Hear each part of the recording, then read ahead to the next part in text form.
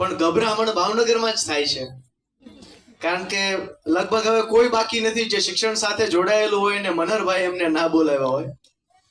એટલે હું બહુ જાગૃત છું કે ગીજુભાઈ, નાનાભાઈ, હરભાઈ, માનભાઈ, આ આખી પરંપરા મારાથી ક્યાંય શાબ્દિક રીતે પણ નંદવાઈ ન જાય. અને એનો બીજો આમ ભરોસો કે ધરપત એવી છે કે આ કાર્યક્રમમાં પ્રથમ વક્તા હું છું, મારી પછી નિમિતભાઈ છે, એટલે કે આડું થશે તો નિમિતભાઈ ટેકો કરી લેશે. થેન્ક યુ મનહરભાઈ. હું આમ નામ જોતો તો શ્રી જ્ઞાન ગુરુ વિદ્યાપીઠ. શ્રી એટલે શોભા, જ્ઞાન એટલે શુદ્ધ કરનાર સ્ફટિક, ગુરુ એટલે જે આપણી અંદર કશું લઘુ ન રહેવા દે તે, વિદ્યા એટલે જેનો એકમાત્ર ઉપયોગ સદકાર્ય હોય તે. આ બધું જ્યાં ભેગું થતું હોય એવી કોઈ નિશાળ હોય એનું જો નામ હોય તો એ હોય શ્રી જ્ઞાન ગુરુ વિદ્યાપીઠ.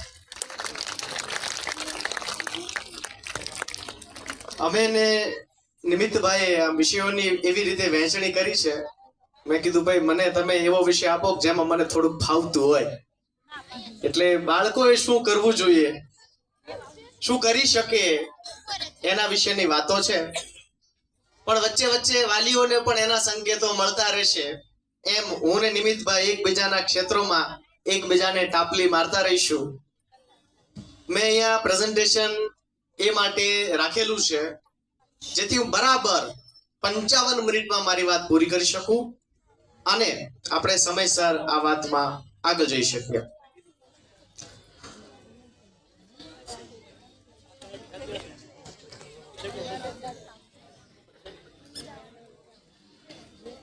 એક બે મિનિટ આવું થતું હોય છે.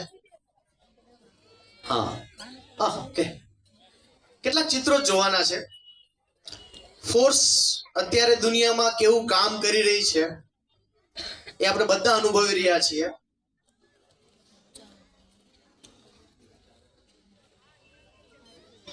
આ પણ એક ફોર્સ છે. હમણાં 2-3 દિવસ પહેલા પેટ્રોલ નામના ફોર્સ માટે આપણે જે જગ્યાએ નાકાબંધીઓ કરેલી એ પણ અત્યારે ચાલી રહ્યું છે.